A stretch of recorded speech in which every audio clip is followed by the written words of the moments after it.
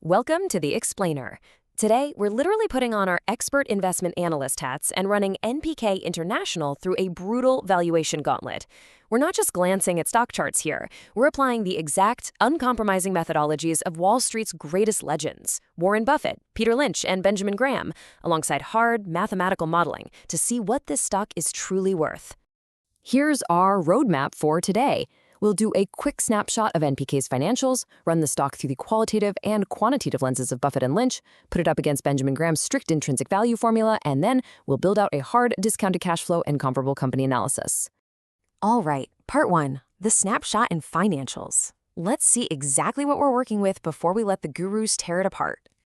So NPK International is currently trading at $15.52 a share. They operate mainly in the industrial and energy sectors. Picture this. When massive oil, gas, or utility companies need to move huge, heavy equipment over fragile or, just really difficult terrain, NPKI makes it happen. They manufacture, sell, and rent heavy-duty, sustainable composite matting. Plus, they handle logistics and site restoration. Now, what's genuinely fascinating is the massive operational shift they've pulled off recently. Over the last year, they've aggressively pivoted their rental business, so it now accounts for 69% of their total revenues, really focusing on those larger, longer-term projects. And the numbers here perfectly capture the spectacular turnaround that's got the market buzzing.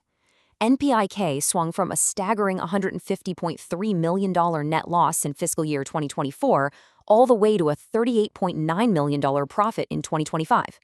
I mean, that kind of whiplash is definitely going to generate hype. And yeah, it drove the stock price way up.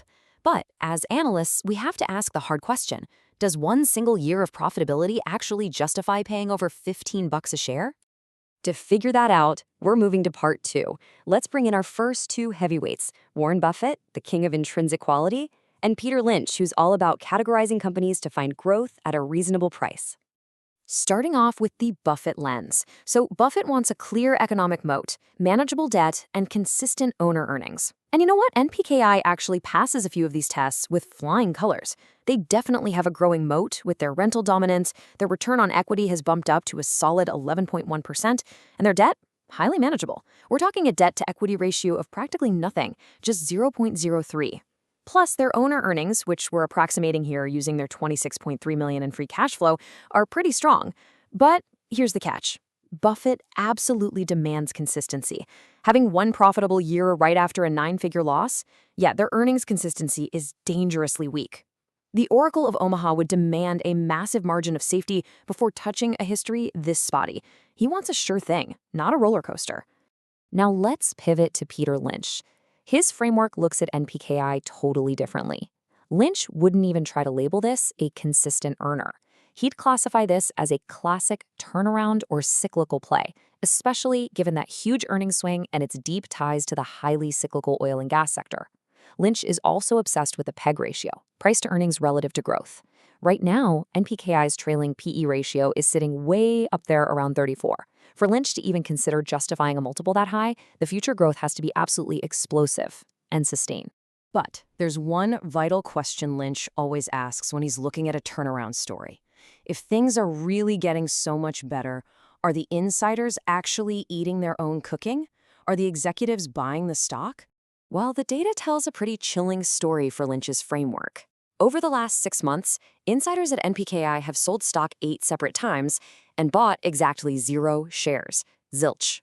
Just to put that in perspective, the CFO and the general counsel alone unloaded about $2.1 million worth of stock. If the people running the show aren't buying the turnaround at these prices, Lynch's rulebook says you walk away. All right, part 3. Let's see how this holds up when we face the ultimate, unforgiving mathematical skeptic, Benjamin Graham, the literal father of value investing. Graham always starts with his rigid defensive investor checklist before even glancing at potential upside. So we run NPK through it. Sure, it passes the adequate size test with a $1.24 billion market cap, but after that, it's a bloodbath. It completely fails the strong financial condition test because its current liquidity ratio is 1.43. Graham demands at least a 2.0. It fails on earning stability because of that recent $150 million loss, and it fails because it pays absolutely 0 dividend. But here's the real kicker. Applying Graham's legendary intrinsic value formula, that's the square root of 22.5 multiplied by earnings per share multiplied by book value per share. NPKI's recent EPS is 45 cents, and its book value per share is about $4.18. Do the math. 22.5 times 0.45 times 4.18 and take the square root. Graham's uncompromising math prices this stock's intrinsic value at just $6.50. Since it's trading at $15.52 right now, there is zero margin of safety today. In fact, you're paying a massive, massive premium. Okay, so the value gurus are pretty much out. That brings us to part 4, DCF and alternative models. Let's strip away the investing philosophy entirely and just look purely at the cold, hard cash generation by building a discounted cash flow model. To build this DCF, we're taking their base free cash flow of $26.3 million. Now, we're going to assume a really generous 10% growth rate over the next 5 years. Why? Because the board recently approved a $40 to $45 million investment to expand their manufacturing capacity by 50%, so we'll give them credit for that future potential. We'll assign a standard 2% terminal growth rate into perpetuity, and we discount those future cash flows back to today using a 9% weighted average cost of capital. That 9% is our baseline hurdle for risk, which is standard for this type of industrial company. But when you actually crunch the numbers, the sensitivity analysis reveals a pretty harsh truth. Even if we tweak the discount rate and terminal growth to be super optimistic, our core DCF base case spits out a fair value of right around $5.41 per share. I mean, even our absolute most aggressive scenario modeled here only gets you to $7.55. The math just literally does not support a $15 stock price. And we can actually double-check this by looking at a comparable company analysis. NPKI's price-to-earnings ratio is sitting around 34. But look at its peers in the oil, gas, and energy service sectors, companies like EOG Resources, Diamondback Energy, and Devon. They average a PE multiple of just 13. If we apply that industry average 13 multiple to NPKI's 45 cents of earnings, we get a fair value of exactly $5.85 per share. Which brings us to part 5, the final synthesis. The gauntlet is complete. We've looked through the lenses of history's greatest investors, and we've mathematically modeled the future cash flows. Let's line up all the valuations side by side. The stark reality of these numbers, it's impossible to ignore. Every single rigorous mathematical model we just applied prices NPKI fundamentally lower than its current trading price of $15.52. Graham says $6.50.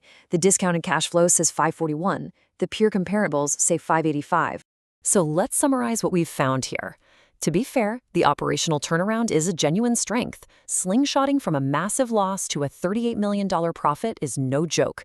Their debt is totally manageable, and that 50% capacity expansion proves management is aggressively fighting for market share. But the extreme valuation risks far outweigh those strengths. There is zero margin of safety at $15. The historic earnings are super inconsistent, and that heavy executive insider selling, it strongly suggests that the very people running the company believe the stock is fully priced right now, if not completely overpriced. Blending all of these insights together, our final verdict as investment analysts is a hard sell at the current price of $15.52. For any of our legendary gurus to even think about touching this, the stock would need to drop significantly to provide a massive margin of safety. We're talking a buy trigger down near $5.50, which is where the DCF and comparable multiples finally align with reality. Which leaves us with one final, absolutely crucial question for your own portfolio. When you invest in a turnaround story, are you paying for guaranteed, mathematically sound future growth, or are you just getting caught up in the recent hype? Thanks for joining the Explainer today, and remember, always run the numbers.